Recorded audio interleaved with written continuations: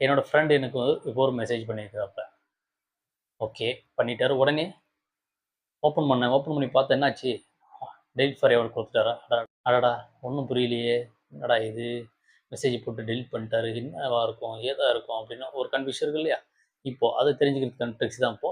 இப்போ வாங்க நேரா வந்து செட்டிங் போங்க.